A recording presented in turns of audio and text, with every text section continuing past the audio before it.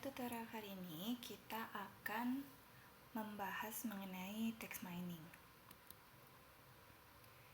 Jadi untuk text mining sendiri, jika kita melihat dari high level functional architecture-nya, prosesnya adalah seperti ini.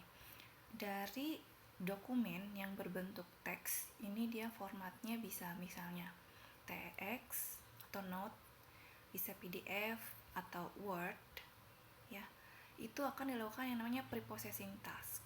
Nah, di sini ada contohnya adalah melakukan kategorisasi. Misalnya, kita akan mengkategorikan suatu dokumen tersebut ke dalam temanya apa, sport, misalnya news atau medical dan lain-lain. Kemudian masuk ke yang namanya proses document collection. Nah, di sini kita akan membagi dokumen-dokumen tersebut ke dalam tempat atau label nanti yang sesuai dengan analisis kita. Bisa juga dia dengan analisis timestamp, jadi berdasarkan waktu. Nah, sudah itu kita masuk ke core processingnya adalah melakukan menganalisa pattern dari data-data dokumen tersebut. Bisa melakukan pattern atau nanti kita akan melakukan visualisasi. Nah, itu tergantung user nanti permintaannya adalah seperti apa. Jadi intinya text mining adalah sama seperti data mining, tapi di sini datanya adalah berbentuk teks. Nah, kalau teks biasanya dia unstructured. Ya, kalau teks itu dia adalah unstructured. Makanya perlu ada proses tadi yang namanya preprocessing. Nah, preprocessing di sini dia data-datanya adalah bukan yang structured. Nanti berarti prosesnya akan berbeda. Step-stepnya. Jadi knowledge intensive process in which user interact. Nah, berarti di sini adalah yang kita inginkan adalah sebuah knowledge. Nah, knowledge ini sudah berbeda. Kan di bawahnya ada yang namanya data, ada informasi, atasnya adalah knowledge. Nah, yang kita minta di sini adalah prosesnya akhirnya adalah knowledge. Di mana kita akan memakai beberapa tools atau analisa tools yang sesuai dengan permintaan dari user tersebut. Text mining juga bisa diartikan dia adalah mengekstrak useful information. Jadi kita sama aja, kita mengekstrak informasi. Hasilnya apa? Akan menjadi knowledge itu lagi sendiri. Dimana kita akan mengidentifikasikan dan juga mengeksplorasi pattern yang menarik, atau pattern yang sesuai dengan kata kunci yang kita terapkan sendiri, inginnya seperti apa. Proses dari text mining sendiri itu adalah yang pertama tokenizing, ya, token. Nanti ada filtering, kemudian stemming, tagging, dan juga analyzing. Ini adalah basic dari yang namanya step-step dari text mining, tapi fokusnya adalah topik. Kita akan fokusnya adalah topik mining. Tokenizing ini gampang. Intinya adalah kita akan membagi satu kalimat ke dalam token. Jadi kita potong-potong berdasarkan spasi. Itu adalah tokenizing. Misalnya seperti ini. Ada suatu teks berbunyi we're moving to LA. Nah, untuk tokenizing itu kita akan yang pertama kali yang paling basic adalah split on white space. Jadi berdasarkan space-nya. Jadi di sini we're moving to LA. Berdasarkan space tadi. Kemudian ada yang namanya prefix. Nah, kalau prefix itu berarti dia berhubungan dengan siapa? Where. We are. Nah, where. Kalau misalnya exception itu dari where, itu kan ini sebenarnya we are. Nah, exception itu adalah biasanya suatu simbol. Ini proses ini turunannya adalah kita akan membagi we dengan are. Itu adalah exception. Kemudian suffix, exception, dan lain-lain. Itu adalah tokenizing. Tapi biasanya kalau bahasa Indonesia dia berbeda ya. Ini kita kiblatnya contohnya di sini adalah untuk yang bahasa Inggris. Tapi intinya adalah kita memecah-mecah teks ke dalam huruf-huruf atau nanti berdasarkan kata-kata yang lebih kecil lagi. Sekarang filtering itu ada dua. Intinya adalah kita akan mengambil kata yang penting dan membuang kata yang tidak penting. Nah, pendekatannya dua, ada yang menggunakan stop list atau dengan word list. Kalau stop list itu biasanya kita akan membagi berdasarkan common word. Contoh stop list ini yang paling gampang kalau bahasa Indonesia adalah misalnya dan, di, ke, dari, itu adalah stop list. Jadi common word atau word list, di mana word list ini adalah kita akan mengambil kata-kata yang penting. Term itu adalah word list. Kemudian stemming. Nah, stemming ini adalah kembali ke bentuk asalnya. Kalau bahasa Inggris ini kan dia ada yang misalnya SSS menjadi S, jadi cares menjadi care misalnya, ponies menjadi pony. Ini kalau bahasa Indonesia contohnya misalnya memakan jadi apa? Makan. Seperti itu. Jadi kembali ke kata dasar, kita buang kata imbuhannya di depan dan di belakang itu dibuang. Nah, tengah-tengahnya adalah kata dasar, itu adalah stemming. Kalau tagging itu hampir sama, di mana dia kalau dalam bahasa Inggris ada verb 1, verb 2, verb 3. Nah, di sini kalau misalnya dia dari bentuk verb 3, dia akan dikembalikan ke verb pertama. Itu adalah tagging. Nah, kemudian analyzing. Analyzing itu nanti kita akan menjawab beberapa pertanyaan. Commonnya adalah 3 pertanyaan ini. Apakah hasil dari tagging atau stemming itu sesuai dengan analisa pertama atau analisa sebelumnya? Atau harus ada proses lain lagi? Atau misalnya ada teknik-teknik yang harus kita lakukan untuk proses selanjutnya. Misalnya ada yang namanya sentiment analysis ya. Sentiment analysis ini sedang booming, mengetahui berbagai macam analisis, terutama yang dianalisa adalah teks. Nah, kalau misalnya kita akan melakukan sentiment analysis, berarti kita prosesnya nggak sampai tagging, tapi ada proses yang lain lagi, yaitu misalnya dengan memberikan metode-metode lain, seperti sesudah kita melakukan stemming, kita akan masuk ke proses naive Bayes, atau kita akan masuk ke algoritma yang lain lagi seperti misalnya neural network. Jadi ini belum selesai prosesnya. Ada yang namanya teknik term frequency, inverse document frequency atau TF-IDF. Itu singkatannya. Kalau misalnya berbicara mengenai TF-IDF, berarti ada beberapa notasi yang harus kita pelajari karena ini berhubungan dengan perhitungan lagi. Notasinya adalah T itu term atau query ya, kemudian ada D itu adalah dokumen. Kalau D besar itu adalah set of dokumen di dalam korpus. Korpus ini adalah kumpulan dari berbagai dokumen, itu adalah korpus. Dan N adalah jumlah dokumen. Kadang kita pakai D atau pakai N. Untuk TF sendiri atau term frequency ini adalah is the number of time a terms occurs in document. Berarti di sini nanti kita akan memberikan suatu terms atau kata kunci. Nah, TF sendiri adalah berapa sering kata kunci tersebut muncul di dokumen. Itu adalah term frequency. Jadi kita mencari frekuensinya.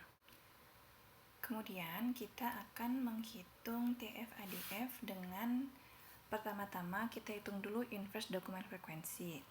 Dengan rumusnya adalah log, di mana dalam kurung total dari dokumennya dibagi dokumen yang mengandung terms yang kita cari.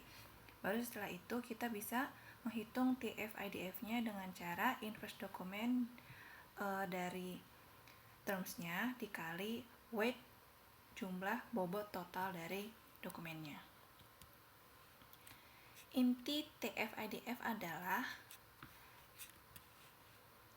dia bobotnya akan besar atau TF-IDF-nya dia akan besar ketika katanya atau terms yang kita cari itu tidak berada di banyak dokumen. Nah, berarti dia ke sini. Jadi TF-IDF-nya dia akan tinggi nilainya ketika terms-nya tidak muncul di semua dokumen atau bisa dibilang rare words. Kemudian TF-IDF-nya akan kecil, akan ke sebelah sini mendekati 0, akan kecil apabila terms yang kita cari berada di berbagai dokumen yang ada dalam korpus. Itu bilang adalah common words atau stop words. Contohnya misalnya di sini ada dokumennya berjumlahnya 5, yaitu n sama dengan 5. Termsnya yang akan kita cari atau query-nya yang akan kita cari adalah apple. Dimana di sini apple ada di 3 dokumen, yaitu dokumen 1, dokumen 2, dan juga dokumen 4. Nanti di sini dihitung. Untuk dokumen pertama, TF-nya ada 4. Jadi termsnya dihitung ada 4. Di dokumen 2, termsnya atau TF-nya yang dicari adalah 3. Dan di dokumen keempat, termsnya ada 1. Di sini, DF-nya adalah total dari dokumen yang mengandung terms yang kita cari. Ini ada 3. Baru kita cari IDF-nya adalah log n berarti 5 per 3. Nah, log 5 per 3 di sini adalah 0,22218. Contohnya di sini kita mempunyai dokumen. Isi dokumennya itu ada sebuah kalimat. Yang pertama, dokumen pertama New York Times. Yang kedua New York Ports, dan yang ketiga adalah Los Angeles Times. Setelah itu kita lakukan pemotongan, yaitu token, dimana di sini berarti menjadi Angel, Los, New, Post, Time, dan York. Itu jadi semuanya kita bagian token. Kemudian kita akan menghitung berapa banyak token tersebut. Di dokumen pertama contohnya adalah di sini New York berarti New, kalau ada 1, kalau 0 itu berarti tidak ada. Kemudian York berarti 1 lagi. Kemudian Times 1. Begitu juga di dokumen 2 dan dokumen 3. Ini kita buat vektor namanya. Setelah itu kita akan menghitung IDF-nya, ya, inverse dokumennya, yaitu rumusnya tadi log n total dokumennya, ini kan total dokumennya ada 3, dibagi berapa banyak dia muncul. Untuk yang angels, kita lihat di sini. Untuk yang angels di sini dia ada 1. Untuk yang D3 berarti 3 dibagi 1. Kemudian untuk yang loss. Yang loss kita lihat lagi di sini, yang loss dia cuma 1 juga, berarti 3 dibagi 1. Kemudian kita lihat yang new. Dia ada 2. Coba kita lihat di sini. New. Nah, dia ada di dokumen 1 dan juga di dokumen 2. Berarti dia 3 dibagi 2. Kemudian seterusnya seperti itu. Ini dihitung lognya. Setelah itu, kita akan menghitung TF-IDF-nya. Nah, ini kan kita sudah menghitung semuanya di sini. 0,477, 0,477 itu berasal dari IDF yang ini. Ya. Kemudian kita masukin aja ke dalam tabel yang ini. Jadi kita ganti. Untuk angels kan tadi kita udah menghitung, ini adalah 0,477, berarti kita isi 0,477. Kemudian untuk yang loss di dokumen 3 ini dia 0,477, berarti kita ganti 0,477. Begitu juga seterusnya. Nah, untuk menghitungnya kita harus mendapatkan search term-nya dulu. Jadi kita mau mencari apa yang mendekati dari dokumen-dokumen tersebut. Di sini ada yang namanya terms atau bisa juga dibilang query. Query-nya yang akan kita masukkan adalah New Times. Nah, kita sudah mempunyai vektor dari TF-IDF-nya, tinggal kita cocokkan dengan terms-nya. Mana dokumen ini yang mendekati dari terms ini. Ya. Caranya adalah kita lihat tagging-nya atau kita lihat tokennya. Nah, tokennya di sini kan adalah new dan juga times. Di sini new-nya ada 2 kali dan times-nya ada 1 kali. Berarti kita akan melihat token yang ini, yang new dan juga yang times. Mana dokumen-dokumen yang mempunyai token tersebut. Ini gampang, kita hitung aja. Berarti di sini kan untuk dokumen yang pertama, karena tokennya adalah new dan juga times, berarti tinggal ditambah 0,176 ditambah 0,176. Hasilnya adalah 0,352. Untuk dokumen yang kedua itu tinggal ditambah aja. Ya kan, new-nya adalah 0,176 ditambah times-nya, karena nggak ada berarti ditambah 0. Jadi 0,176. Begitu juga di dokumen D3. Nah, ini permasalahannya adalah ketika kita akan ini logikanya seperti search engine, di mana search engine itu kan kalian akan mengetikkan beberapa key ya di Google tersebut. Kalian akan mengetikkan key, kemudian muncul rankingan dari yang sangat relevan sampai ke yang tidak relevan. Nah, ini sama seperti ini logika cara bekerjanya si TF-IDF ini. Di sini permasalahannya adalah ketika bobotnya sama, berarti ini tidak bisa di shorting. Nah, kalau tidak bisa di shorting, berarti kita akan masuk ke perhitungan yang lain, itu vector space model. Nah, vector space model ini intinya adalah kita akan membuat suatu dimensi di mana panjang dari dokumen dan juga terms itu akan kita hitung berdasarkan berdasarkan dari derajat kedekatannya. Ya, contohnya di sini ini ada 1, 2, 3 dokumen. Dan terms ini adalah yang kita ketikkan tadi, yang query tadi. Nah, kita akan mencari mana sudut yang paling terkecil. Kalau misalnya dia paling terkecil, berarti dia paling mendekati terms tersebut. Ya, rumusnya adalah cosinus D adalah dokumen dikali Q, ini adalah query, dibagi absolut dari dokumen tersebut dikali absolut dari query tersebut.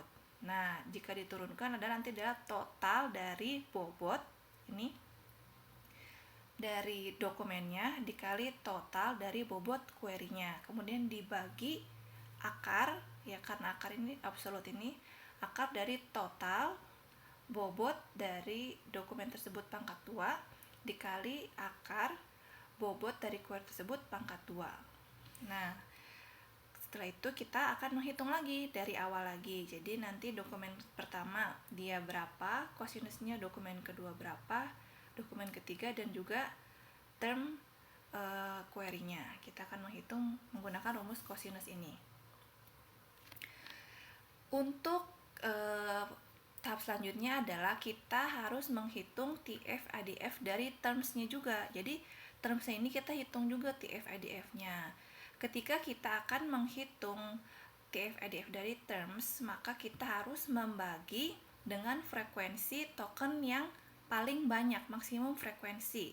Dimana di sini maksimum frekuensinya adalah token new. Berarti kita harus membagi dengan token new ini sebanyak 2. Nah, contohnya ini. New ini kan dia ada 2 nih. Munculnya 2 kali. Berarti 2 dibagi 2 dikali 0,176. Nah, 0,176 dari mana? Tadi kan kita udah menghitung IDF dari new, tabel sebelum-sebelumnya. Kemudian untuk times, karena dia muncul 1 kali, berarti 1 dibagi 2. 2 ini dari mana? 2 ini dari frekuensi token yang new ini. Ya. Jadi setengah dikali 0,176. Ini dari mana lagi? Dari tadi tabel IDF token times.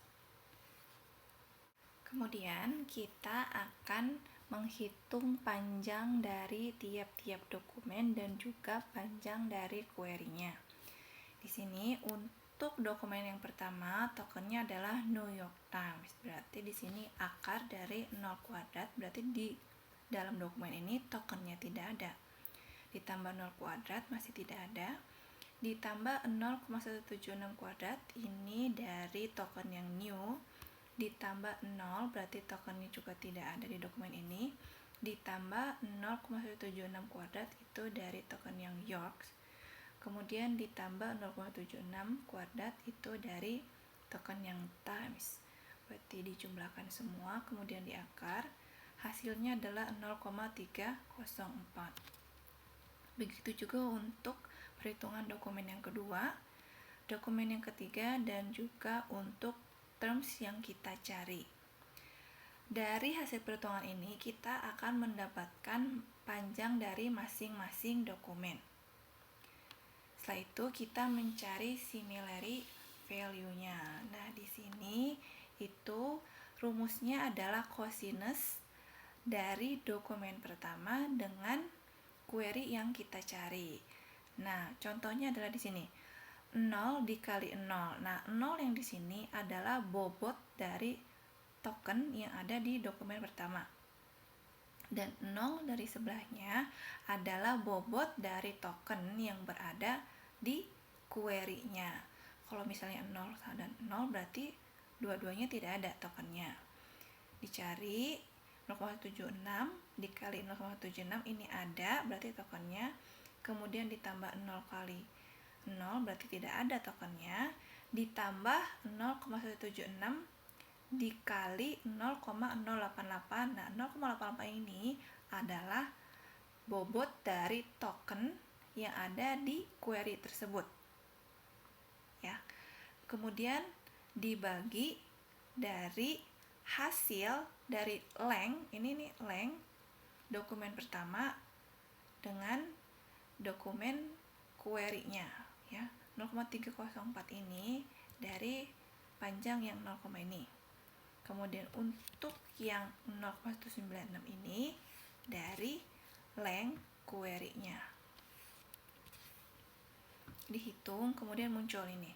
Similarity value-nya adalah 0,778 antara cosinus dokumen pertama dengan query-nya.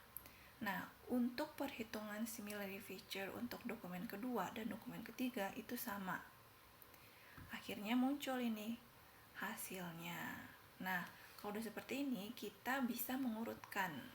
Berarti untuk urutannya, berdasarkan keyword dari new times tersebut adalah yang paling mendekati dari query itu berada di ranking pertama atau dokumen kedua. Karena ini derajatnya dia lebih kecil dibandingkan yang lain. Berarti ranking pertama dokumen ketiga, kemudian ranking keduanya dokumen kedua, dan yang paling jauh dari terms yang kita cari atau query kita cari adalah dokumen yang pertama di ranking yang ketiga, ya. Yang di sini soalnya adalah kalian hitung perhitungan manualnya sesuai dengan rumus TF-IDF-nya. Jadi kalian hitung similarity feature-nya dan urutkan dokumen mana yang terdekat berdasarkan dari terms atau query yang ini.